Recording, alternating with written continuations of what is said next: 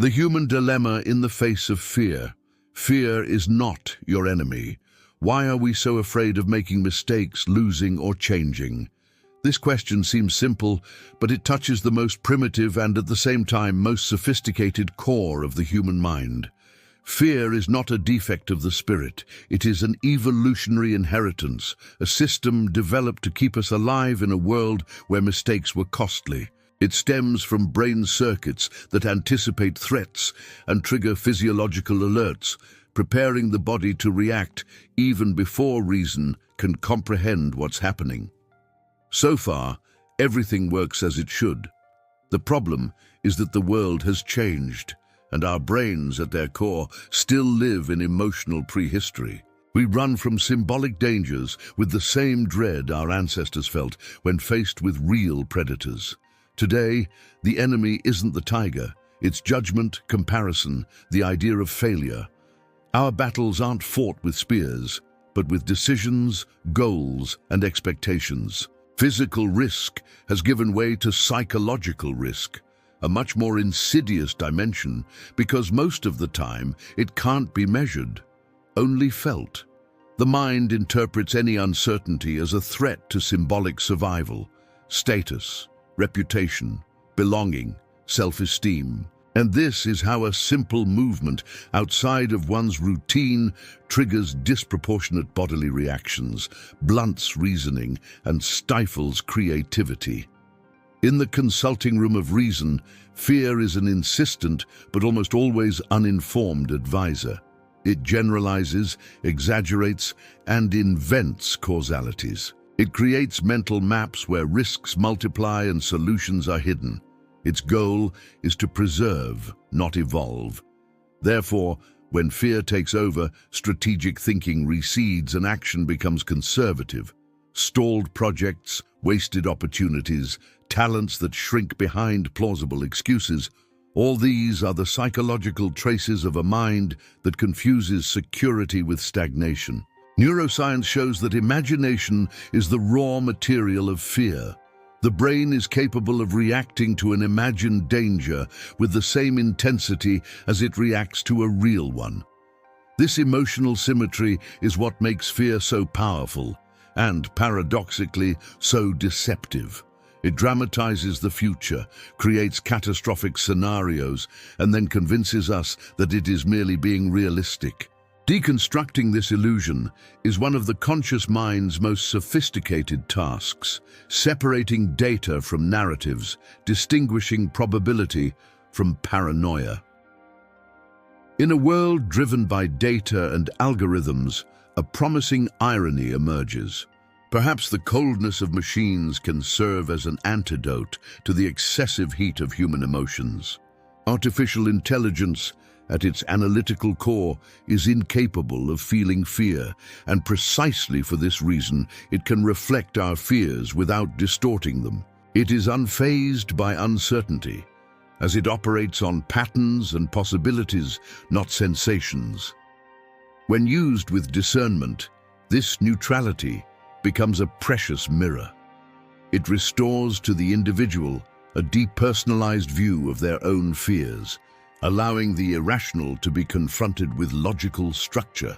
The dialogue between the emotional mind and the rational mind, now aided by an artificial mind, opens a fascinating philosophical path.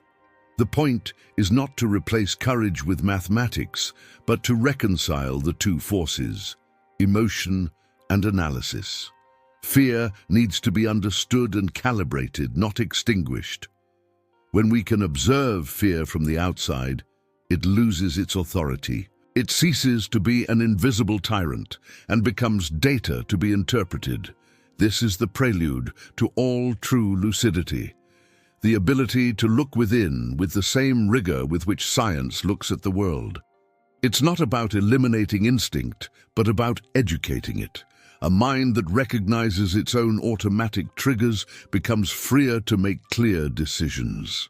Fear, exposed to the light of reason, and curiously to the objectivity of machines, ceases to be an obstacle and becomes a compass. It doesn't disappear, but it changes roles from jailer to advisor. And it is at this precise point that the journey toward understanding risk, courage, and intelligent decision-making begins to take shape. Fear is one of the oldest and most complex emotions in the human experience. Its roots run deep in our biological structures, shaped by millions of years of natural selection. Its original purpose is clear: to keep us alive. When danger arose, a predator, a storm, an unfamiliar environment, the body reacted before the mind could even form a thought. The heart raced, the muscles tensed, the mind fixated on finding a way out. This automatic response still lives within us, although today we rarely face threats that truly endanger our physical survival. However, it continues to be triggered with the same intensity when faced with something intangible, like making an uncertain decision, taking a professional risk, or changing course in life. The crucial point is to understand that there is a fundamental difference between real danger and psychological fear. Danger is objective. It exists in the world, can be measured and verified. Psychological fear is subjective. It exists in the mind, in the projections and interpretations we make of reality. The former demands action, the latter demands discernment. The confusion between the two is what paralyzes so many talented people. When the brain fails to distinguish between a concrete threat and the mere possibility of loss, it reacts as if falling were inevitable, even when there are solid safety nets just below. Neuroscientifically, the process is fascinating and unsettling.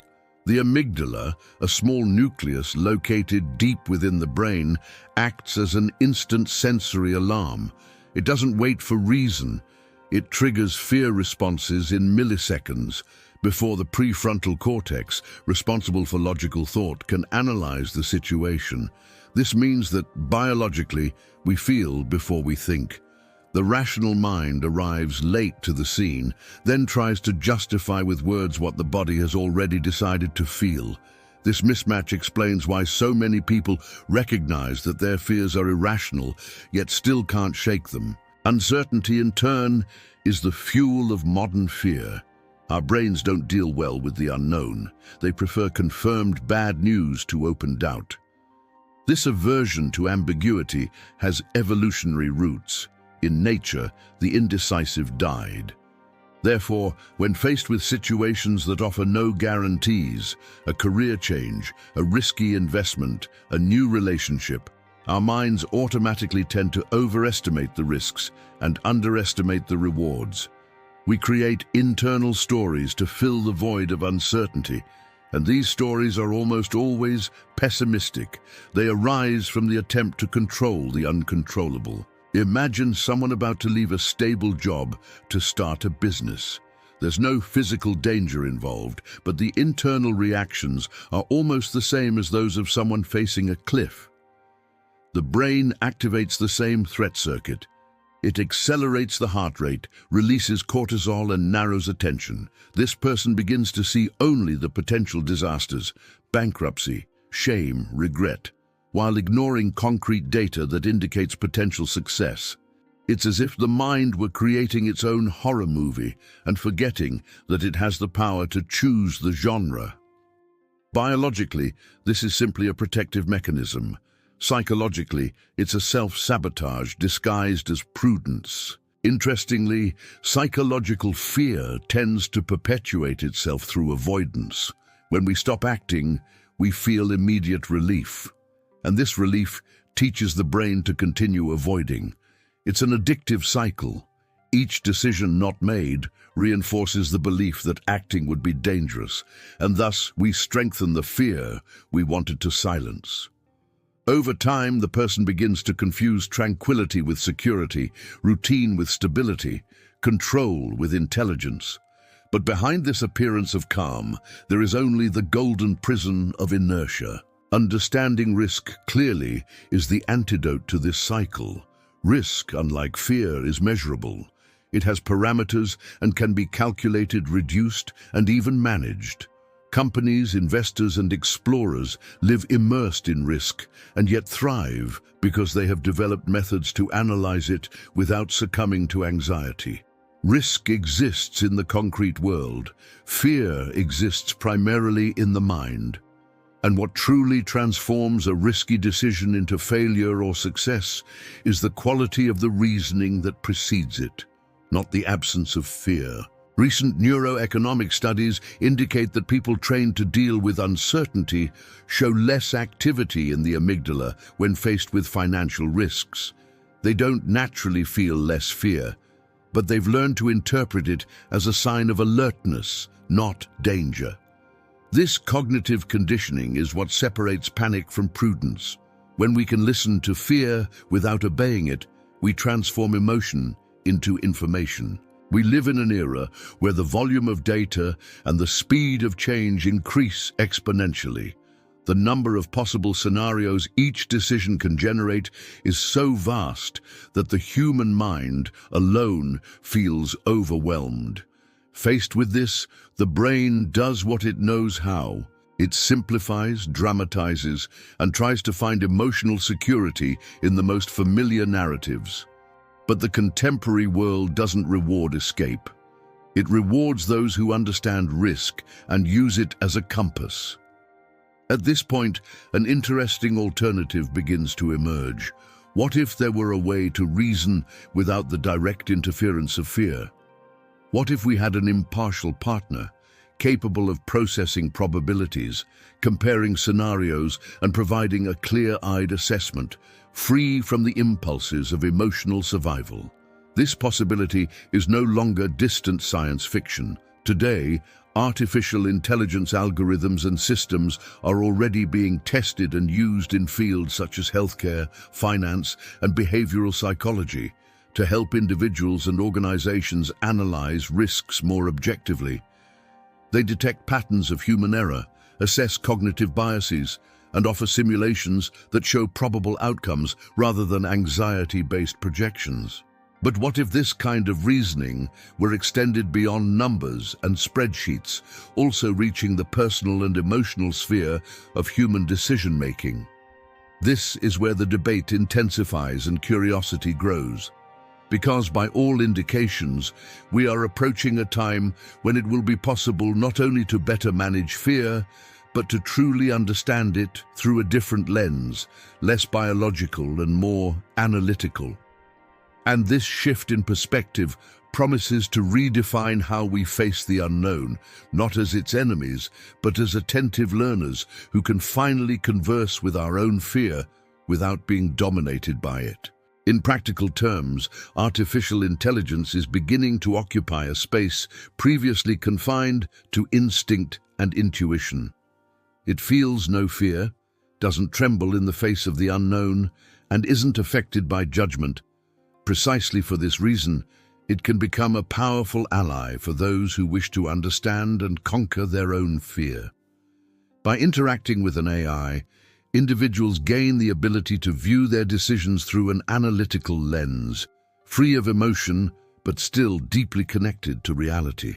Technology ceases to be a cold tool and begins to act as a contributor to self-awareness, expanding the human mind toward a previously unattainable clarity. Scenario simulations are perhaps one of the most effective ways to apply artificial intelligence to this process. Imagine being able to visualize, based on real data, what might happen if you decide to change careers, start a business, sell an asset, or even accept a job offer in another country. AI-based applications and platforms already allow you to create these projections, adjusting for variables such as income, cost of living, emotional impact, and future opportunities. The individual is no longer imagining a disaster or betting on a vague dream. They observe multiple possibilities presented based on real parameters. This simulation exercise, in addition to reducing anxiety, trains the brain to think in probabilities, a more logical language, less dominated by fear. By exposing themselves to different scenarios, the individual realizes that risk is a constellation of options, not just an all-or-nothing threat. Decision-making and rational support models are another practical advance in this field. Tools like ChatGPT, Copilot, and Claude have been used by entrepreneurs, investors, psychologists, and coaches to assist in complex decision-making. The idea isn't for AI to make decisions, but to help structure reasoning. It can help map pros and cons, list variables, estimate impacts, and most importantly, distinguish between emotional judgments and objective evidence. By asking the system to identify potential biases, such as learned pessimism, loss aversion, or the illusion of control, for example, the user gains access to a reality filter that confronts their own cognitive distortions. This practice awakens something rare, humility in the face of one's own thoughts. The machine returns without irony or criticism, simply the logical reflection of arguments, forcing the human brain to revise its most automatic impulses. There's also a more introspective and, at the same time, therapeutic approach, AI-driven guided reflection. Systems are already being developed to act as cognitive mirrors. Instead of offering pre-packaged answers, they ask questions that lead the user to clarity. What evidence supports this concern? What do you consider an unacceptable failure and why? If the worst happened, what would actually change about yourself? This questioning process is based on techniques from cognitive behavioral therapy and executive coaching methodologies, but takes on a new dimension when mediated by artificial intelligence. The user thinks, responds, and listens to themselves. The dialogue transforms into a mental laboratory where fear and reason can finally meet without judgment. Some experimental projects at universities and startups specializing in digital mental health already employ this type of interaction as a tool for self-knowledge and emotional strengthening, recording tangible improvements in reports of reduced anxiety and increased assertive decision-making. Another fascinating application is the use of AI to train courage and tolerance for uncertainty, a digitally enhanced version of the therapeutic method known as graded exposure. Instead of immediately confronting major fears, the individual is placed in simulations that reproduce the sensations and dilemmas of certain situations. There are experiments that use virtual reality environments combined with AI algorithms capable of adjusting the level of challenge according to the user's emotional response. An entrepreneur can experience the sensation of presenting an idea to investors, a healthcare professional can simulate emergencies and learn to maintain clear thinking even under pressure, or an anxious person can practice small risk-taking until they develop real confidence. The training is not imaginary, it is sensory and mental, a controlled recreation of what life naturally presents, but without the emotional cost of real failure. These practical experiences show that artificial intelligence is not just a distant instrument geared toward corporate calculations or repetitive tasks. It is beginning to occupy the symbolic space of the rational advisor, the inner mentor we all need to cultivate. And what once depended solely on solitary reflection can now be augmented by technology that enhances our ability to see fear in its purest form, as data, not as a sentence. This set of tools does not eliminate human vulnerability, but creates a framework for it to become productive. The individual who previously saw themselves as prisoners of diffuse sensations begins to operate on concrete grounds, supported by models that reveal the mathematics behind emotion. By combining accurate simulations, bias analysis, guided dialogue, and emotional exposure training, new AI applications are charting new territory: technology-assisted courage.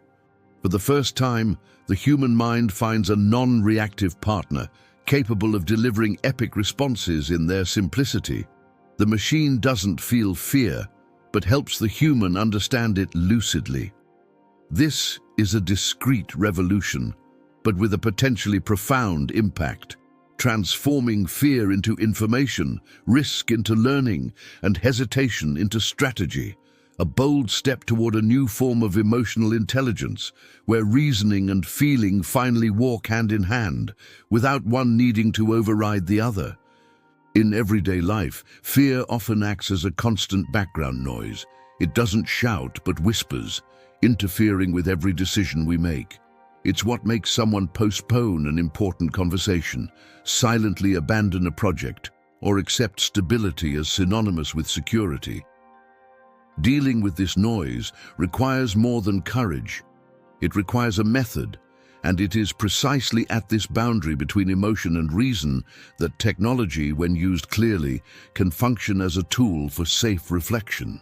AI, in this case, doesn't replace human instinct. It enhances reasoning, organizes internal chaos, and gives form to what was previously only a diffuse sensation. The first step is to name the fear. It may seem simple, but this step is profoundly transformative.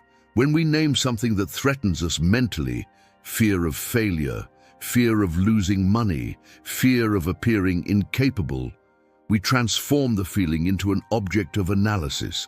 Fear ceases to be an emotional fog and becomes something with identifiable boundaries. This naming breaks the automatic circuitry of anxiety and activates conscious reasoning. When expressing fear to an AI, the user must translate it into words. This act of translation is already therapeutic because it requires mental precision. Thus, raw emotion becomes text, and the text a bridge to lucidity. Once this identification is made, the next step is to ask the AI to help list evidence for and against the fear. Here, technology plays its role as a counterbalance to subjectivity. It analyzes information, finds comparative data, examines probabilities, and returns perspectives that the brain, saturated with emotion, would likely miss. For example, when stating, "I'm afraid of changing careers and failing," the AI can question, based on market data, job placement rates, and equivalent profiles, whether the perceived risk is actually as great as it seems. It can also help identify cognitive biases, such as the tendency to catastrophize or the habit of overvaluing previous negative experiences. This process clarifies the mental playing field, and suddenly the fear begins to lose its aura of absolute truth and become a hypothesis to be tested. The third step involves asking the AI to suggest small, testable actions, micro-decisions that serve as controlled experiments. Instead of making big leaps in the dark, the idea is to take conscious steps that allow for a safe observation of reality. If the fear is linked to a job change, for example, the system might suggest the individual conduct in-depth market research, attend workshops, talk to people who have already made the move, or test a small-scale side project. Each of these actions provides concrete data that refutes or confirms some of the previous perceptions. The focus is to shift the person from being held hostage by uncertainty to being an investigator of their own trajectory. Fear ceases to be an obstacle and becomes a compass. It points to where there is room for growth. The fourth step completes this initial cycle. Reassessing based on data and feelings. AI provides a logical report: what has changed, what has been confirmed, what is still unclear, and the human provides a subjective reading of how they feel after each move. This combination is powerful. Data reveals what is real. Emotion reveals what is meaningful. Together, they produce practical self-knowledge. The individual feels more lucid in the face of their own fear, and this clarity builds confidence. With each review, the original fear tends to weaken, being replaced by a sense of conscious control, that serenity that arises from logic integrated with intuition. To understand how this happens in practice, imagine someone experiencing the dilemma of changing careers. The fear begins subtly: financial insecurity, fear of not being good enough, fear of disappointment.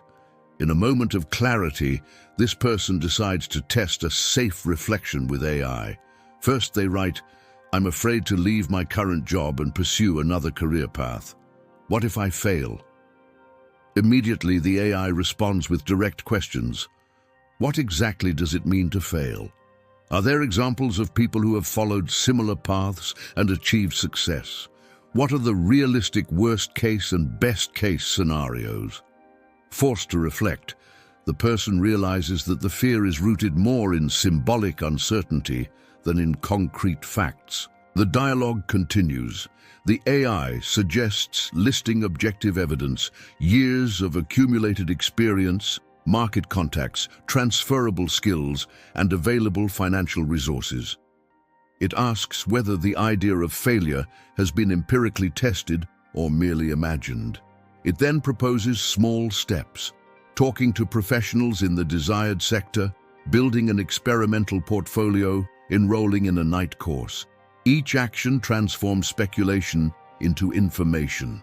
Within a few weeks, the initial fear resurfaces, but now reduced and contextualized. It's no longer the invisible enemy. It's simply a warning sign that calls for planning. Throughout the process, something subtle and powerful happens. The person realizes that the AI doesn't judge, doesn't pressure, or has preferences. It simply reflects.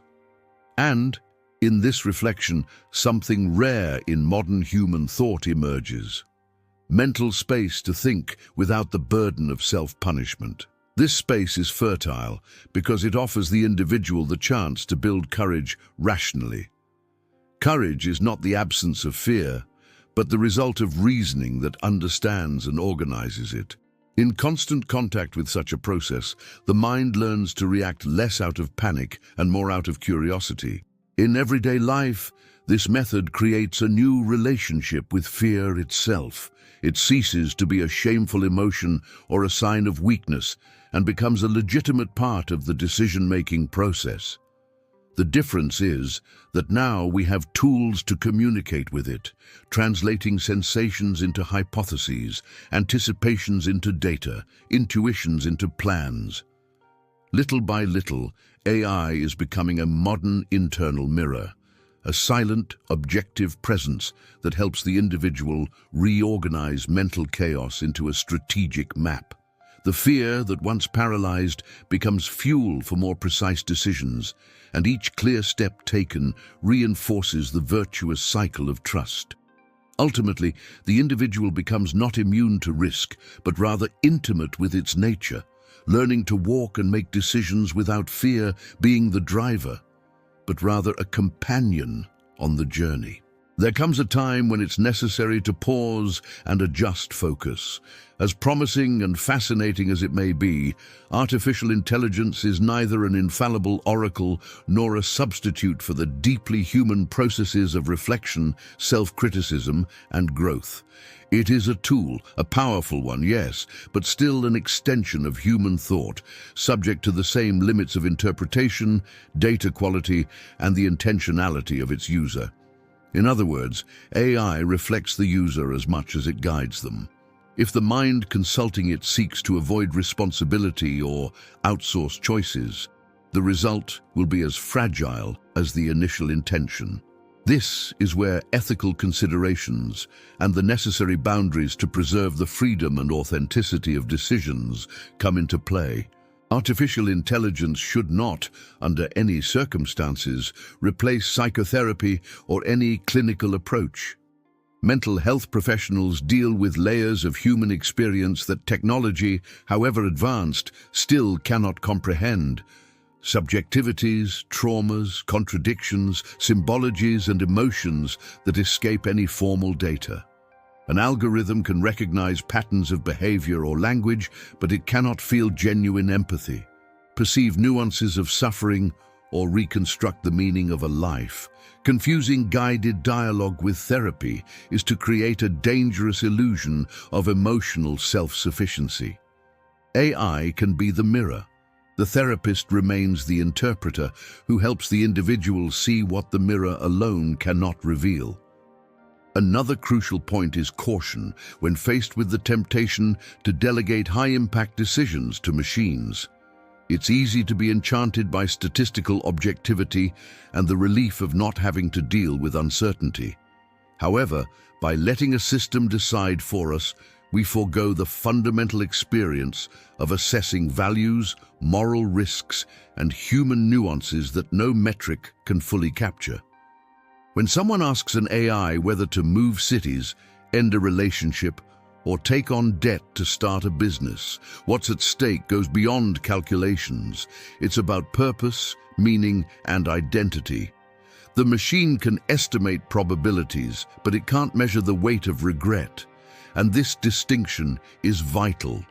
True courage in the age of artificial intelligence isn't blindly trusting it, but using it as support, without abdicating one's own responsibility. Responsibility, in fact, remains the central axis of the ethical use of technology.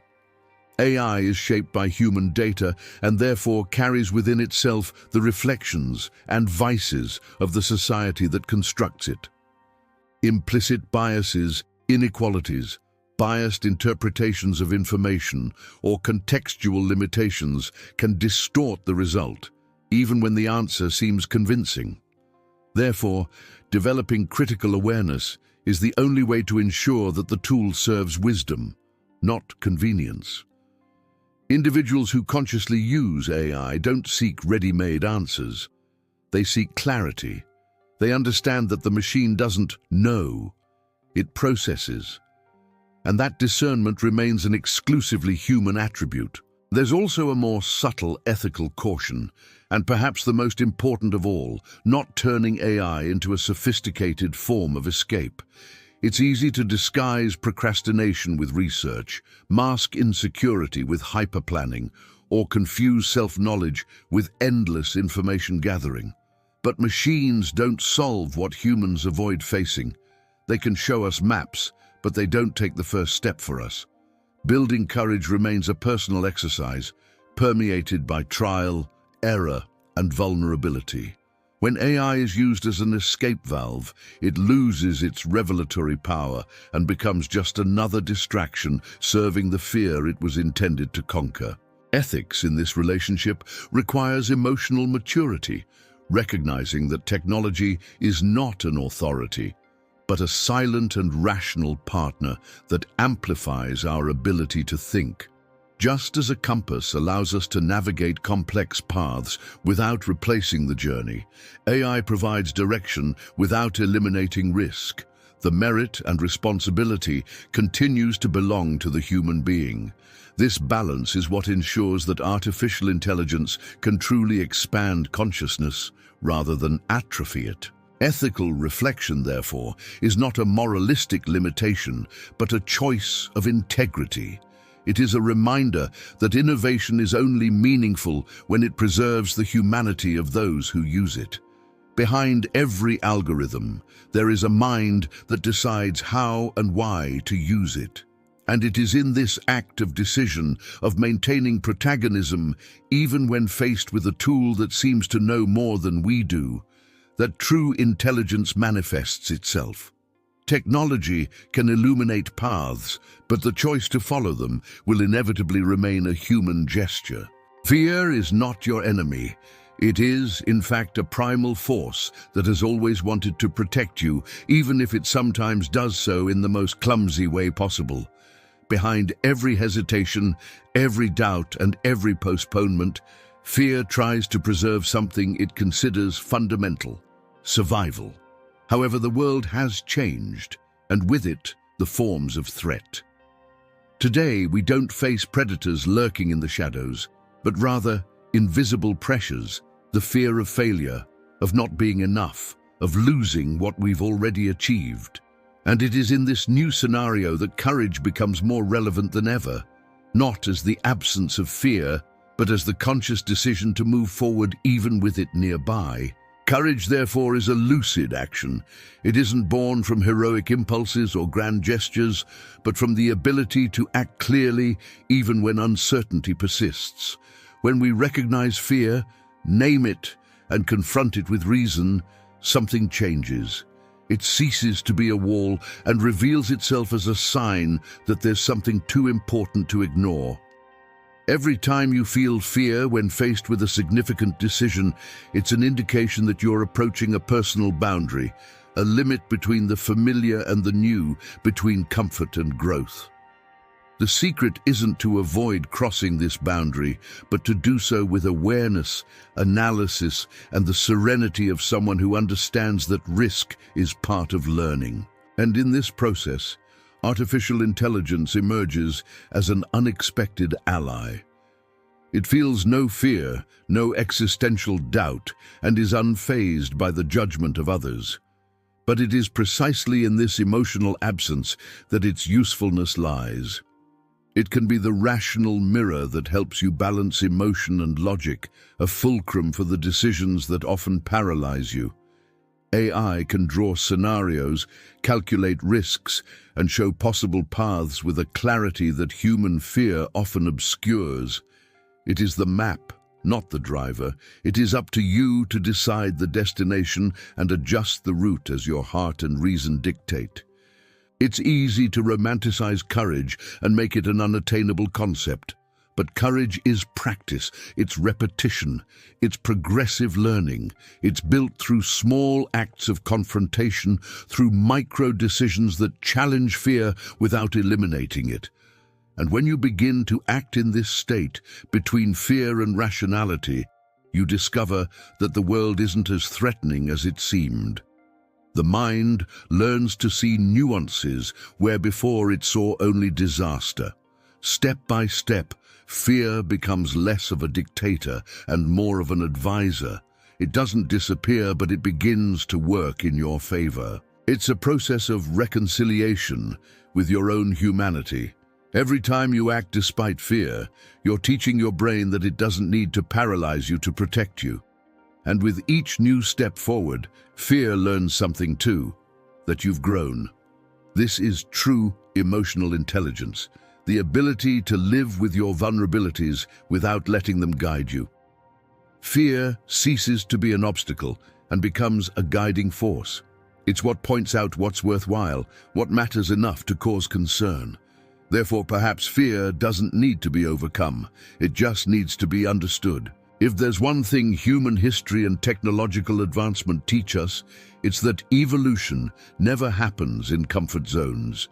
It's always in the realm of uncertainty that we find the greatest possibilities for transformation. Artificial intelligence, with all its analytical precision, becomes a kind of compass in this process, a tool of clarity that allows you to see what is fact and what is fantasy, what is real danger and what is imagined fear. And when you combine this perception with conscious courage, you create a powerful combination, lucid action, grounded in self-knowledge and strategy. Still, it's important to remember, control will always be in your hands. No technology, however sophisticated, can replace human instinct, the sensitivity to life, the sense of purpose that guides an individual journey. No matter how much the algorithm points you to the safest path, it will always be you who decides whether you want to follow the truest path. The machine illuminates the path. The human being gives meaning to the direction. And perhaps this is the great lesson. Artificial intelligence is a tool to expand discernment, not to reduce the responsibility of choice. Ultimately, there is no future without fear, but there is a future with awareness. Every time you face a decision, remember, it's normal to feel apprehension. No courage is born in a vacuum. It needs the presence of fear to exist. The difference is that now you have the resources to avoid being ruled by it. You can learn to dialogue with your uncertainties, test them, confront them, and use them as a springboard for more lucid decisions. Fear is the constant reminder that something new is coming, and it is there, precisely at this point of discomfort, that the next chapter of your personal evolution lies. And before you finish this video, allow yourself a smile. The algorithm doesn't feel fear, but it can teach you to slow down. It doesn't have a pulse, but it can help you align yours. True transformation happens when human and artificial intelligence work together, one with emotion, the other with logic, toward a common purpose, clarity, growth, and freedom. If this content inspired you to look at fear in a new way, take the opportunity to continue this journey with us. Subscribe to the channel now. Activate the bell to receive all notifications and not miss any future videos. Share with someone who is also ready to transform fear into action, and come be part of this community that believes in a more lucid, creative, and courageous mind. The next step in your evolution can begin with a simple click, and this time without fear. Gratitude.